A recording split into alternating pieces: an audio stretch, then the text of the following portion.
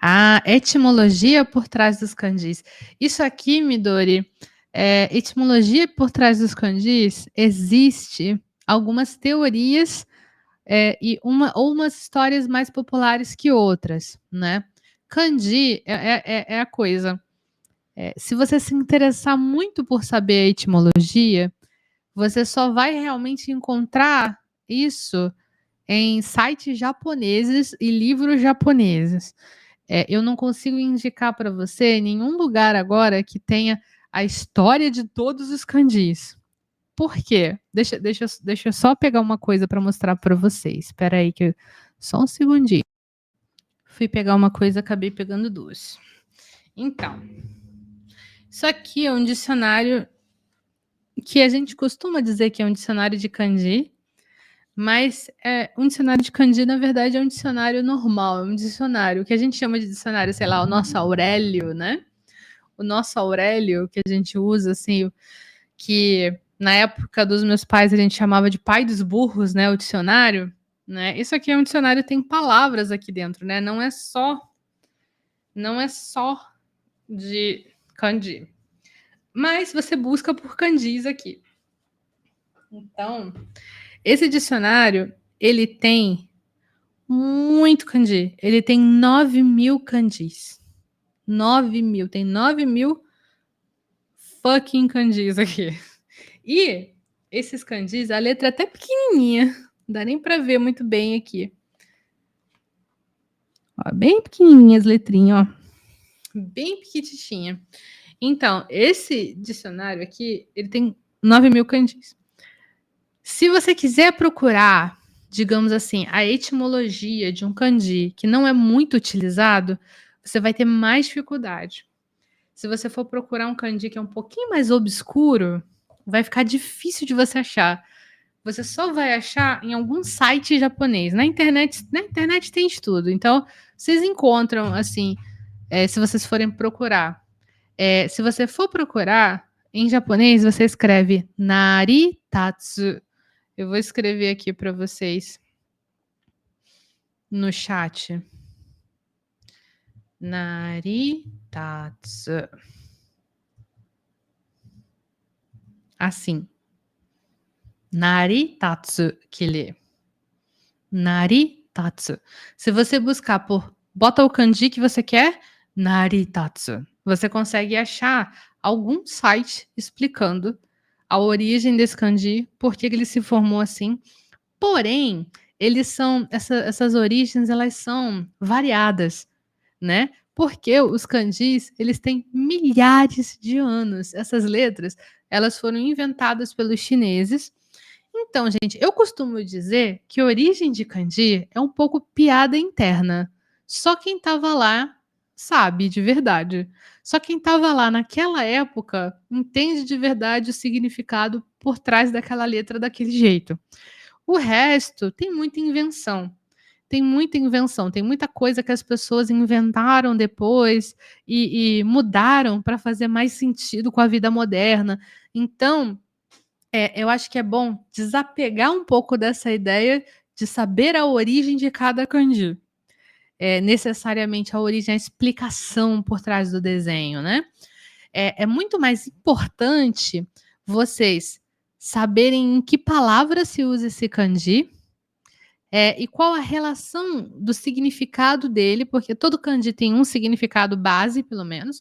Qual é a relação do significado dele com aquela palavra?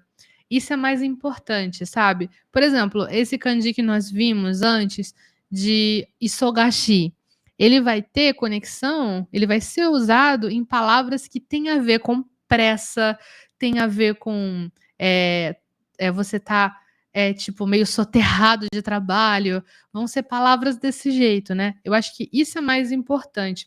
A outra coisa que eu trouxe para mostrar para vocês foi esse outro livro. Apesar desse dicionário aqui ter 9.000 kanjis, vocês não precisam aprender 9.000 kanjis para saber japonês.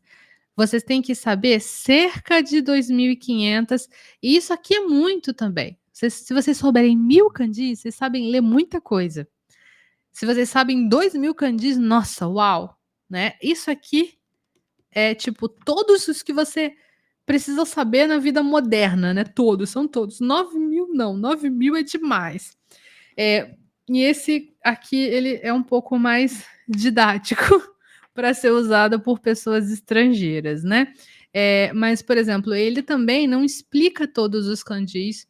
Tem algumas explicações aqui para esse kanji, com frases e tudo mais, porém não são todos os kanjis que ele explica detalhadamente. Por quê? Porque esses detalhes se perderam no tempo, né? Esses detalhes, eles foram sendo levados pela areia do tempo e já se esqueceu, né? O Darion perguntou isso até antes. No caso de um kanji ter várias leituras, como eu sei qual é a correta? Cara, você não tem como saber. Você não tem como saber a leitura do kanji se você não souber a palavra. Não tem como saber a leitura sem saber a palavra. É impossível. É impossível, não tem como você saber. O que eu recomendo? Você tem que pensar o contrário disso. Por quê? Você está pensando, o que você está pensando eu vou aprender esse kanji, mas como eu vou saber como ler ele? Porque, para quem não sabe, galera, os kanjis têm mais de uma leitura. Talvez tenha gente aqui que não sabe. O mesmo kanji tem potencial para você ler de 3 formas diferentes, 5 formas diferentes. Mas como é que eu vou saber qual é qual, né? Isso você está pensando o contrário do que você deve pensar. Por quê? O que você deve pensar aprende a palavra e aí você vai, depois que você aprende essa palavra, ok, palavra, qual kanji que eu uso para escrever você? Qual kanji eu uso para escrever essa palavra? Você entende? É um pouco diferente.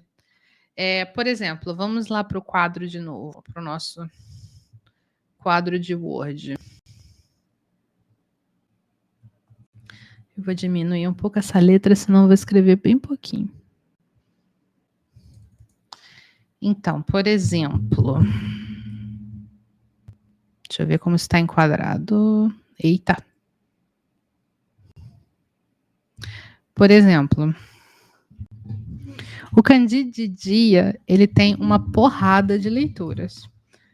Ele sozinho, ele pode se ler ri. Opa. Dia. Ele lê ri, né? Isso é ele sozinho.